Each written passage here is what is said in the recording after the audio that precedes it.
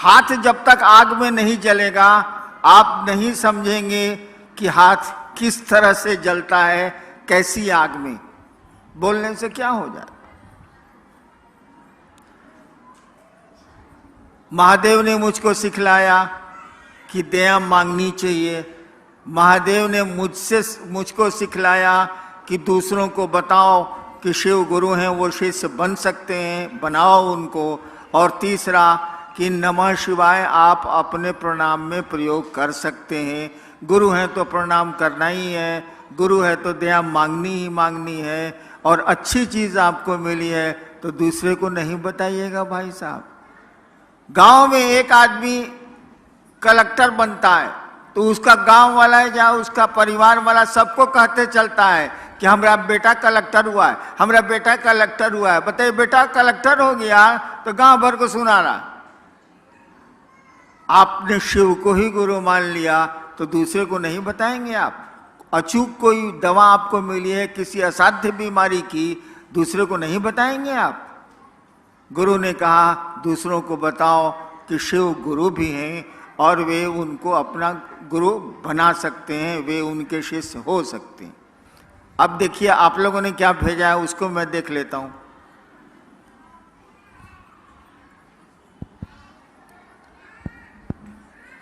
शुरू जल्दी करो। गुरु भाव कर्म बंधनों को तोड़ते हैं, कैसे समझाने की कृपा करें। गुरु कर्म बंधनों को तोड़ते हैं कैसे? डॉक्टर पेट चीर के बीमारी ठीक करता है कैसे? तो साले डॉक्टरवा से न पूछ, हमसे क्या पूछ रहा। गजब हाल है। सवाल आया है कि गुरु कर्म बंधनों को, कर्म फल को तोड़ते हैं कैसे? आह बात, मिस्त्री माइक्रोफोन बना रहा है कैसे? अरे साला मिस्त्री के पास जो ना पूछ, हम मिस्त्री हैं तो गुरु के पास जाइए, पूछिए। नेक्स्ट, गुरु आदेशित कर्म करने भर से गुरु की दया मिलती है। गुरु आदेशी कर्म कैसे करें? आदेशित कर्म करने से। एक भाई ने पूछा है कि गुरु ने जो आदेश दिया उसको करने से उनकी दया मिलती, छोड़ दीजिए उसको। हम लोग बाप भी हैं, कुछ माँ भी हैं, यहाँ कुछ बच्चे भी हैं। आप अपने बेटा को कहते हैं कि जाओ एगो आम पीस के तो आम तोड़ के पेड़ से लाओ, आज जबकि आम का पेड़ उसके हाथ में है, टूट जाएगा हाथे से, और नहीं जाता है। 5 दिन उसको कहिएगा अरे जो न रहे चटनी खाएला है, अम्मा को तोड़ के लाना, और नहीं जा रहा है। दूसरे एगो बेटा को कहते हैं कि जाओ ना यार वो आम तोड़ के लाओ ना, चटनी खानी, वो तोड़ के बेचारा ला देता है। तो किसको ज्यादा मानिएगा, जो चटनी आम तोड़ के ले आता है उसको, कि जो आम तोड़ के नहीं लाता है उसको? बेटा दोनों है, कोई काम पड़ेगा तो उसी को न कहिएगा। तो गुरु का जो आदेश करेगा गुरु की दया उसी पर न होगी। गुरु कह रहा है कि टांग ऊपर मुड़ी नीचे, आप कह रहे हैं कि नहीं टांग नीचे मुड़ी ऊपर, ये कैसे चलेगा? गुरु कह रहे हैं कि दूसरों को समझाओ, दिन भर गप मारिएगा। हम मसान में रहते थे, मसान के लोग कम बोलते हैं, वहां किससे बात करिएगा? अब मेरी शादी हुई 1972 में। जिस दिन शादी हुई उस दिन रात भर मेहरारू के साथ गुटर गुई की हैं। दिन भर रात भर बकर बकर करती हैं। कहा गया कि जरा महादेव के बारे में गप करिए तो हो ही नहीं रहा। ये बदमाशी से बदमाशी नहीं चलेगा ना, कैसे चलेगा? गुरु आदेशित कर्म करिए, किसी के भी आदेश पर काम करिएगा। एक सुन लीजिए, एगो किरानी को हम बदल दिया पटना से सहरसा। एक किरानी का तबादला कर दिया पटना से सहरसा। आया, आते आते गोड़ धर लिया मेरा ऑफिस में कि सर मेरा परिवार पटना में रहता है, उसको हमको सर छोड़ दीजिए सर, हम पटना में रहना चाहते हैं। हम 2 रुपया पॉकेट से निकाला, उसको दिया कि जाओ सामने पान की दुकान है सचिवालय के बाहर, पान ले आवे वो। अब वो कहे कि जीना जब तक मेरी बदली रोकिएगा नहीं हम कुछ छोड़बे नहीं करेंगे आपका गोड़। हम कहे रे 2 रुपया ले आए, पान ले आ। नहीं लाया वो, मेरा गोड़ नहीं छोड़ा। 6 साल तक उसको सहरसे में रहना पड़ा, पटना वापस नहीं हुआ। साला मेरा आदेश है पान लाने के लिए तो साला मेरा गोड़ धरे हुए। ठीक है, तो गुरु का आदेश नहीं मानिएगा, कहिएगा नया महादेव को। एक आदमी हमको बोला कि ना आप आरती करते हैं ना कुछ करते हैं। हम कहे बाबू सुनो, बाप जब घर में आता है तो बेटवा आरती करता है कि बाबूजी जय जगदीश हरे, ओम जय जगदीश हरे। नहीं ना बाबूजी को करता है, माई को करता है ना, कहां करता? अगरबत्ती दिखाता है, ओम पिताजी नमः, ओम पिताजी नमः दिखलाता है। तो महादेव को आरती करेंगे तबे खुश होगा वो। आए बा, महादेव को अगरबत्ती दिखाएंगे तबे प्रसन्न होगा वो प्रसन्न तब होगा जब उसको आप अपना समझिएगा। अपनापन का जब अपनेपन का जब भाव आवेगा ना तब वो प्रसन्न होगा। ये आरती अगरबत्ती से क्या प्रसन्न होने जाए?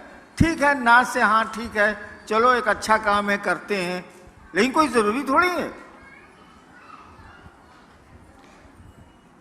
गुरु का जो आदेश है वो तो करना ही चाहिए। वैसे अगर आप संस्कृत समझते हैं तो जान लीजिए, शिष्य शब्द बना है संस्कृत में शस धातु से। शिष्य शब्द जो बना है वो शस धातु से बना है संस्कृत में। उसी से बना है शासन, उसी से बना है प्रशासन, उसी से बना है अनुशासन और उसी से बना है शिष्य। शिष्य शब्द का अर्थ होता है जो अनुशासित होने योग्य हो।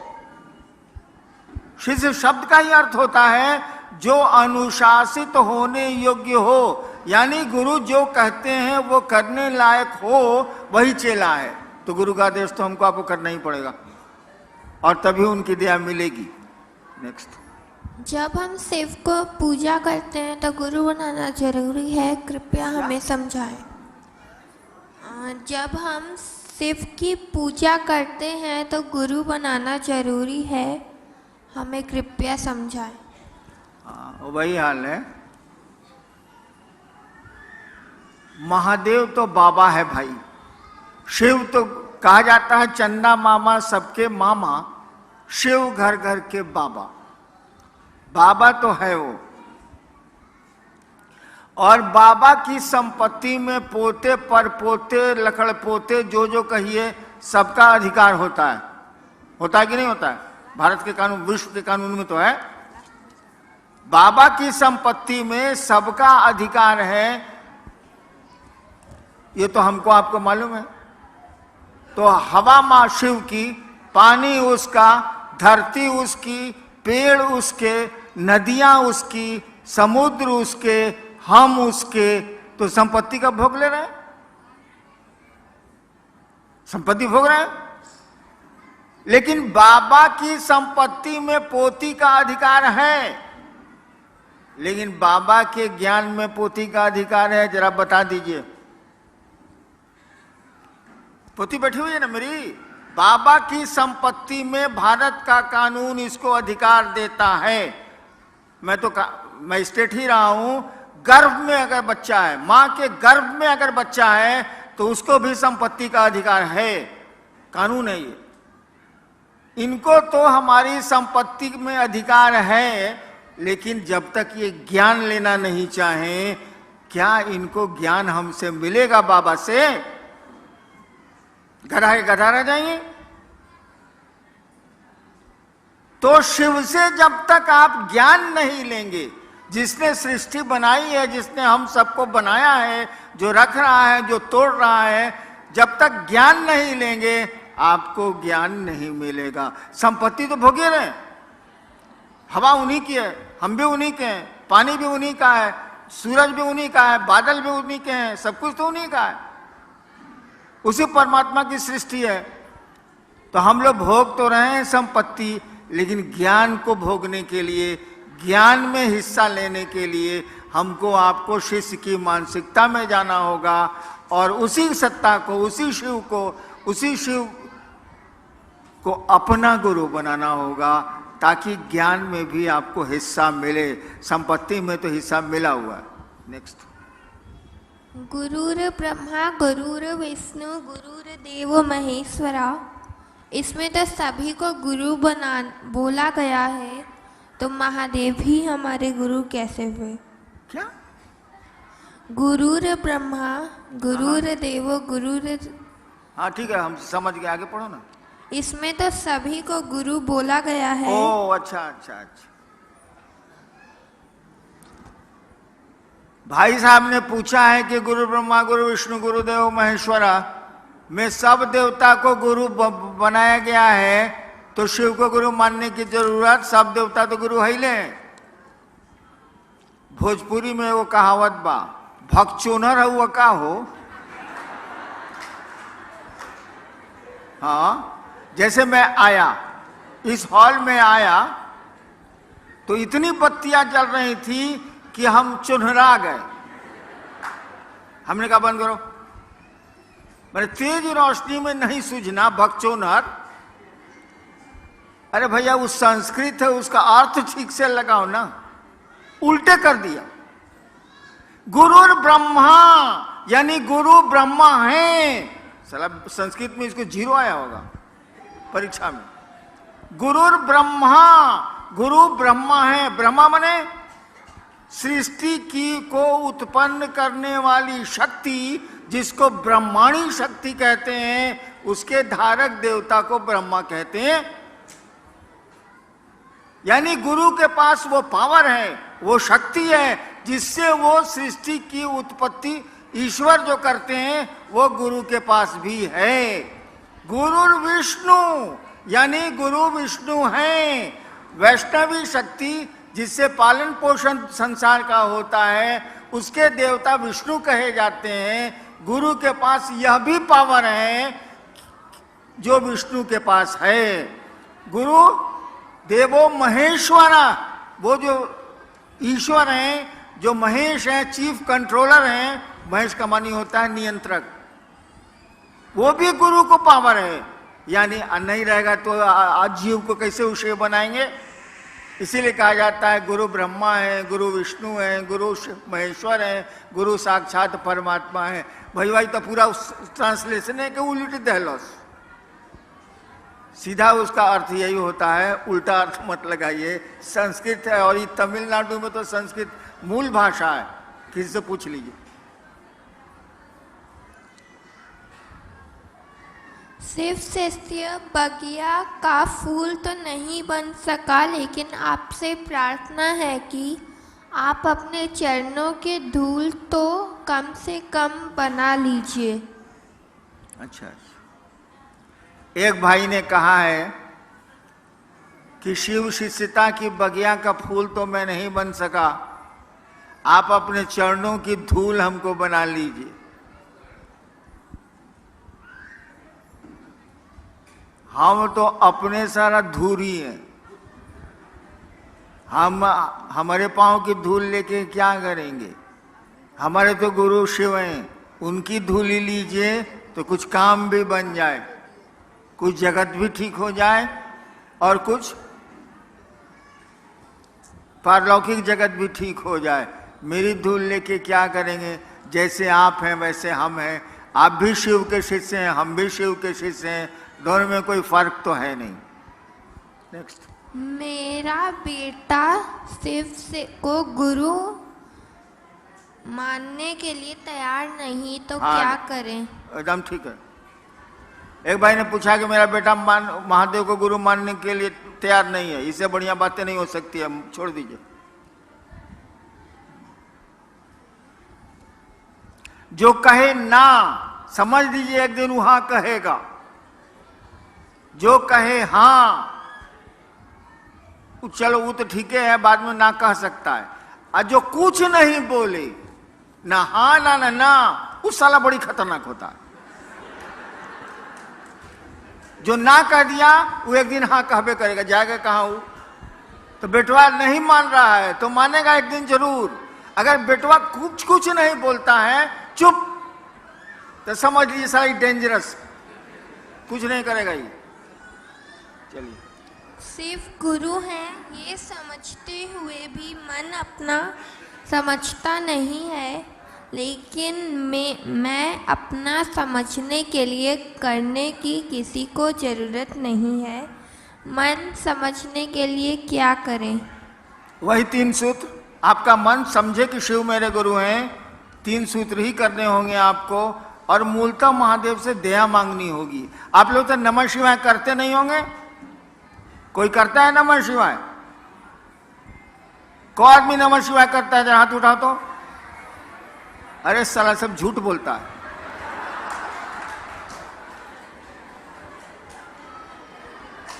अच्छा एक बात बताओ, जरा शांत हो जाइए भाई साहब। सांस जब भीतर आती है, हर एक आदमी की सांस आती है, सांस जब भीतर आती है तो नमः आया। अपनी गति में, आपको तेज कम नहीं करना है, जैसे सांस चल रही है उसी गति में। सांस जब भीतर आई तो नमः आया, सांस जब बाहर गई तो शिवाय गया। इसको रोज कौन कौन 2 बार करता है, 1 बार करता है? कौन करता है? सब करबे करता है। अच्छा गिराइए, धन्यवाद भाई, करते हैं तो। सांस प्रश्वास पर नमः शिवाय करते हुए महादेव को याद करिए। आप 2 मिनट से ज्यादा नहीं टिकिएगा, बाजार में मन चला जाएगा, इधर उधर मन चला जाएगा। नमः शिवाय को आपको टुकड़े टुकड़े में करना है सांस पर। 1 बार किया, 5 बार, 11 बार से ज्यादा मत करिए। फिर 2 घंटा के बाद 2 बार कर लिया, फिर 3 घंटा के बाद 1 बार कर लिया। ऐसे ऐसे करके उसको टुकड़े टुकड़े में सांस पर, ऐसे ऐसे सांस मत खींचिएगा प्राणायाम की तरह। जैसे सांस चलती है उसी तरह से नमः आया, शिवाय गया। उल्टा भी मत करिएगा, नमः ही भीतर जाएगा, शिवाय ही बाहर जाएगा, उल्टा मत करिएगा। इसको करिए, करना चाहिए आपको। सोने के पहले जरूर करिए, जागने पर कोशिश करिए कि हो जाए। होता तो नहीं है, साली चाय याद आती है, चाय शिव तो याद आते नहीं है। लेकिन जब भी जहां भी मौका मिले इसको करिए। चलो। मैं अपने गुरु महादेव के साथ साथ साहब श्री से विनती करता हूँ कि एक बार सेलम तमिलनाडु की धरती पर अपना पैर रखते, ताकि मेरे गुरु महादेव का 3 सूत्र तेजी से हो जाए। इसके लिए मैं साहब श्री से दया मांगता हूँ। सेलम आने के लिए मुझको निमंत्रण दिया जा रहा है। हमको समझ में नहीं आता है कि साला हम 70 साल के हो गए, इस ससुरा सब हम ही को बोलाता है, अपने नहीं आता है। गजब हाल है। वैसे मौका मिलेगा तो मैं जाऊंगा, लेकिन क्या मौका मिलेगा यार। पुरान गाड़ी, हॉर्न बजता नहीं है, गाड़ी को चलाना पड़ता है। गाड़ी चलती है तबे कहती है हट न तो चिप देव, हट न तो चिप देव, हट न तो चिप देव। कहाँ करें यार। वैसे आएंगे। नेक्स्ट। मेरे तरफ से साहब श्री को जन्मदिन की बहुत सारी बधाइयाँ। आप बहुत लंबे समय तक हमारे बीच चमकते रहे, ज्ञान की रोशनी की तरह। शिव गुरु से यही मेरी कामना है। ठीक है, समझ गया समझ गया समझ गया। किसी भाई ने मुझको जन्मदिन की बधाई दी। आप एक बात जान लीजिए कि जब मैं पैदा हुआ था वो बहुत घनी अंधेरी रात थी। सुबह पैदा हुआ और रात में दिवाली मनाई गई थी। दिवाली के दिन मेरी पैदाइश।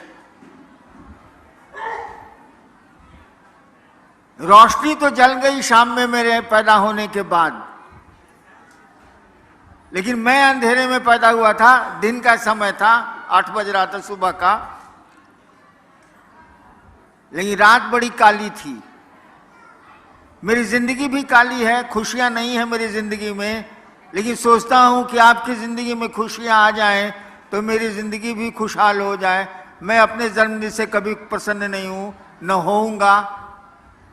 दूसरों की जिंदगी में अगर खुशियां ला सकें आप, दूसरों की जिंदगी में प्रकाश रोशनी दे सकें आप, इससे बड़ा आपका आना कुछ भी नहीं है।